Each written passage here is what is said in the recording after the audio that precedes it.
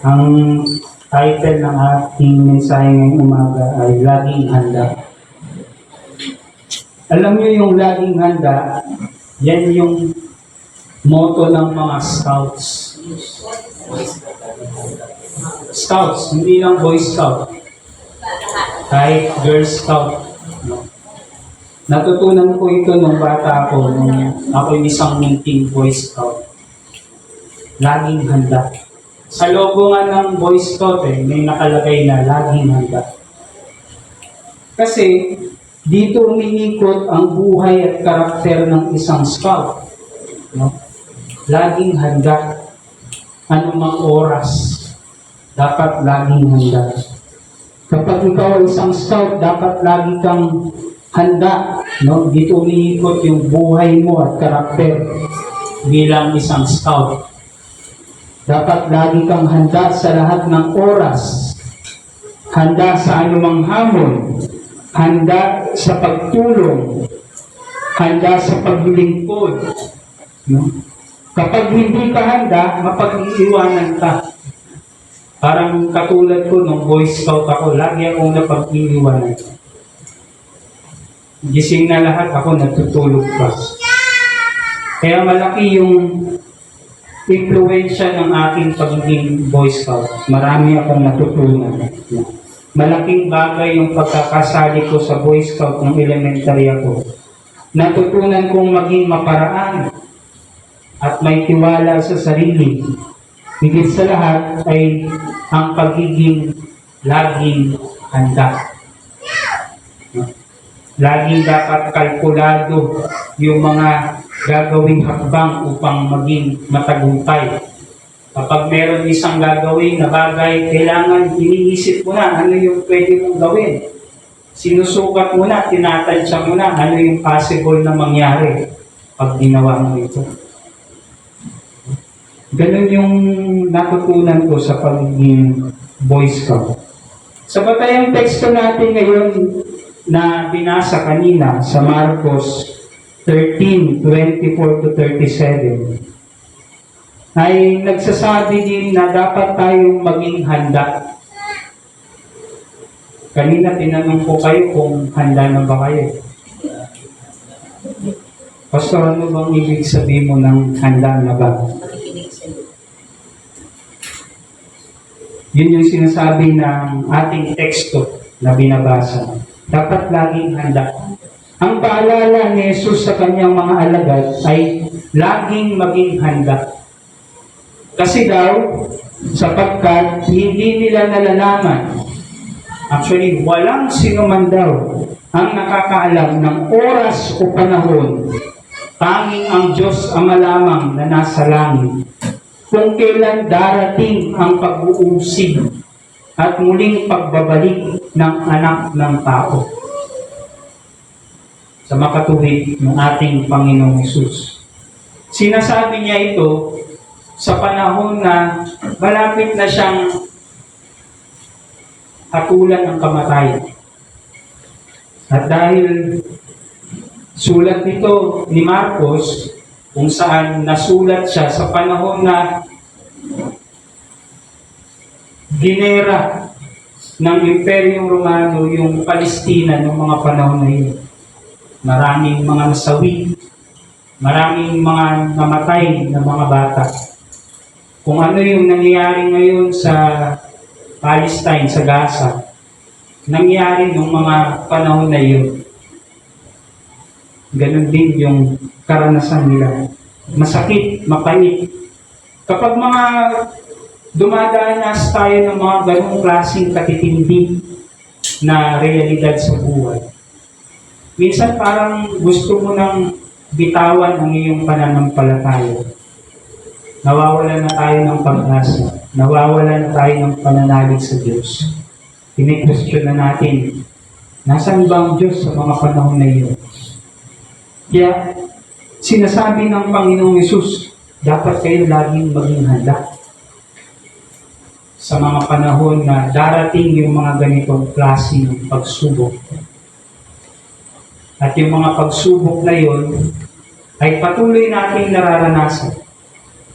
Madalas sumusulpot-sulpot din na hindi natin na inaasahan.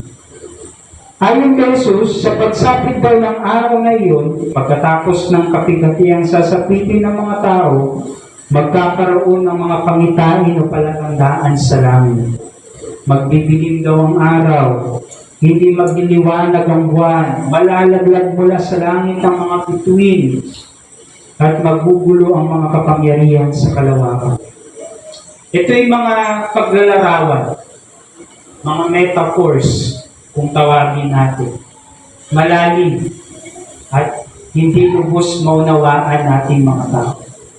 Pero isa lang rin ang pinapaalala sa atin ng ating Panginoong Hesus. Dapat kayong maging handa sa mga ganitong klaseng pagbabago na inyong mararanasan. At pagkatapos doon na mangyari ang mga palatandaan na yun sa langit, sinasabing makikita nila ang anak ng tao na nasa ulap. May dakilang kapangyarihan at karangalan. Susugurin niya ang kanyang mga anghel sa apat na sulok ng daigdig upang tipunin ang mga ito, ang mga hinirang ng Diyos. So pagkadating ng Panginoong Hesus, pagkadating ng anak ng tao sa panahon na iyon, titipunin niya ang lahat ng mga taong nananalig at sumasamba sa Kanya. Ang tanong na lagi nating naririnig sa pinag-uusapan yung muling pagbabalik ng ating Panginoong Hesus ay, handa ka na ba sa Kanyang pagbabalik?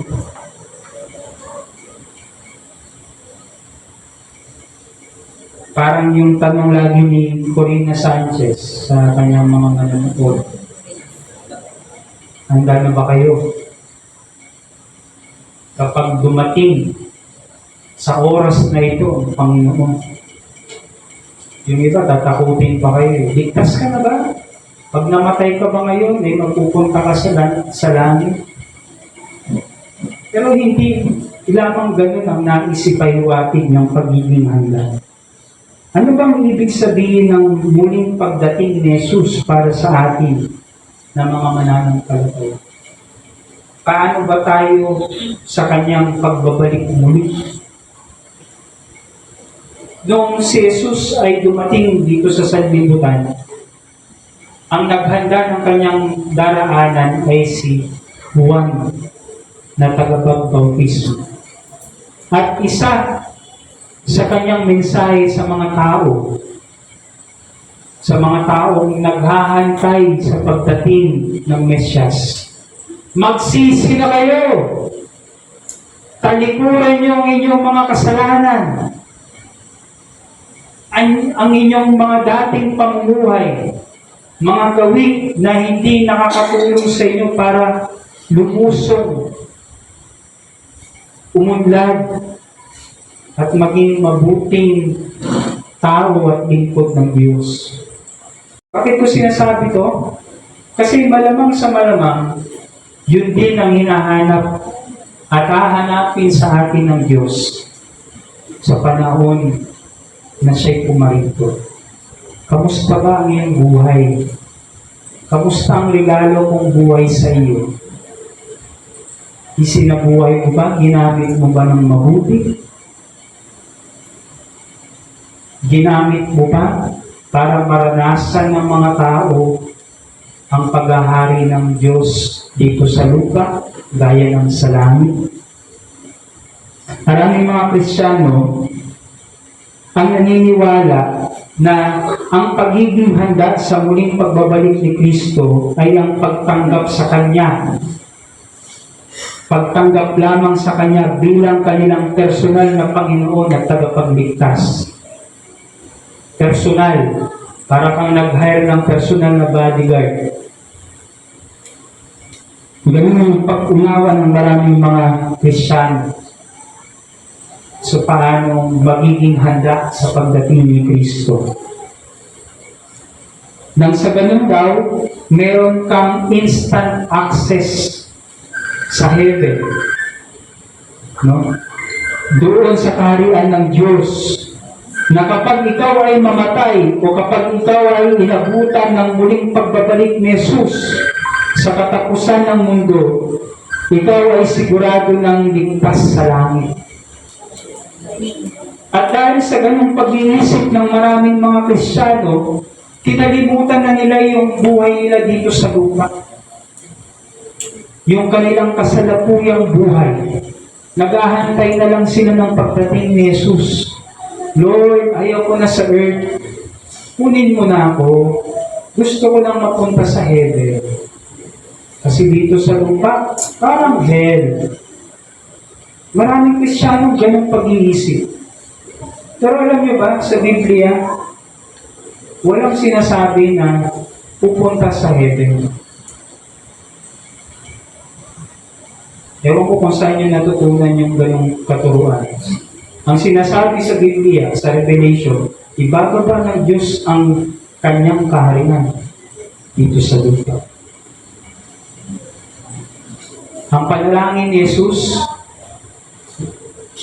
mangyari na wag ang iyong kaharian dito sa lupa gaya ng sa langit. Lahat tayo fascinated sa paano pupunta sa heaven. Pero hindi natin inaalam paano lilikha ng isang mundong kung saan ang kaharian ng Diyos ay naroon at naghahari. Nakakatuwang isipin na first Sunday of Advent ngayon, pero yung ating teksto ay tungkol sa kanyang muling pagparito, sa muling pagparito ng Panginoon, tungkol sa paghuhukom. Anong sinasabi nito sa mensahe ng Kapaskuhan?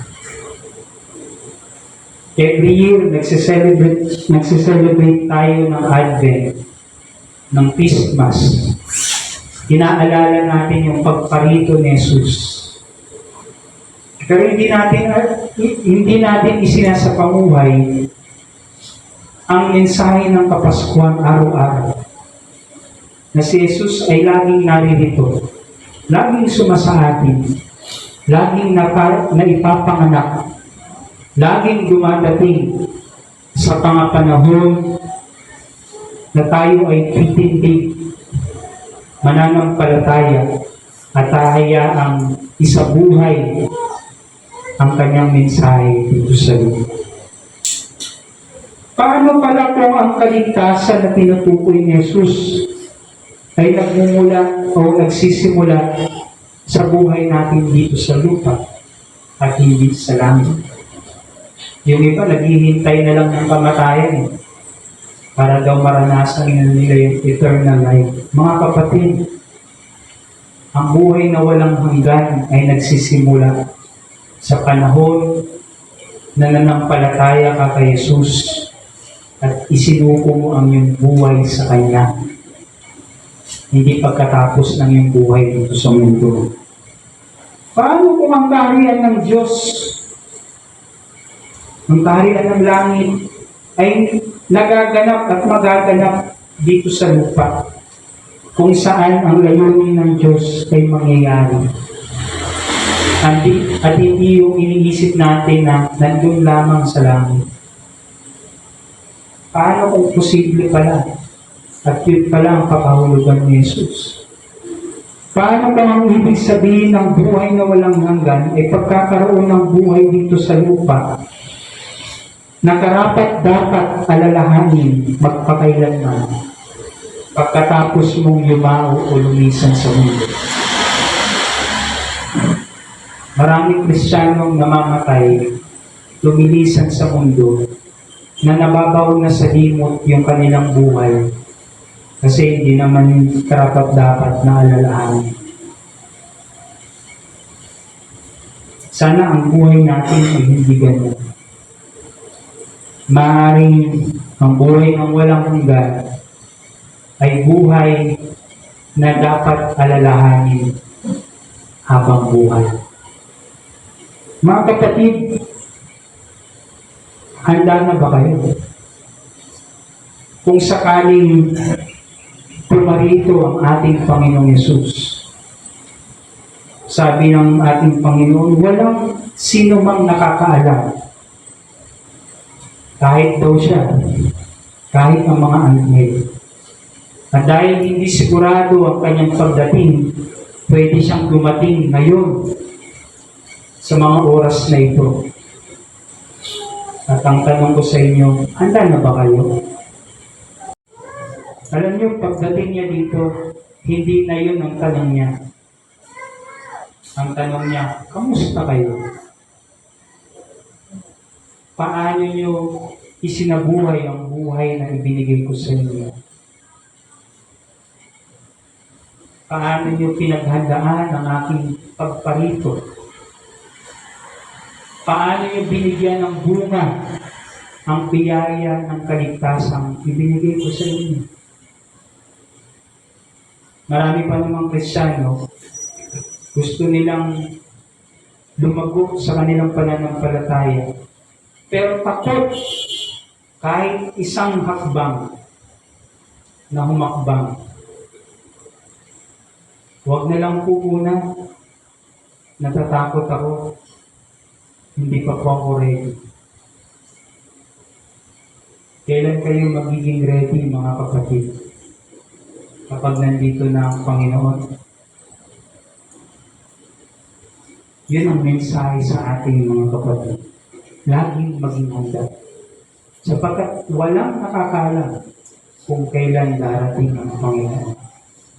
Maaaring bukas, sa makalawa, o maaaring ngayon, sa mga oras na ito. Dumadating siya. Kinakausap kayo. Kinakamusta kayo sa inyong buhay. Darating ang Panginoon sa ayaw gusto natin. At patuloy siyang pupunta, babalik, mailuluwal ng ating mga buhay kung tayo ay tapat na nagsasabuhay ng kanyang layunin at ministeryo dito sa ating mundong pinagulungan. Sana ang panalangin ko sa inyo, mga kapatid, maging handa kayo. Handa sa pamamagitan ng pagharap sa anumang hamon na inyong kakaharapin. Handa upang patuloy na palaguin ang inyong buhay, pananampalataya at paglilingkod. Handa na maging kasangkapan ng ating Panginoon upang mapadaloy ang kanyang pagpapala, pag-ibig at katarungan sa ating mundong pinagalaman. Mapagpalang umaga po sa ating lahat.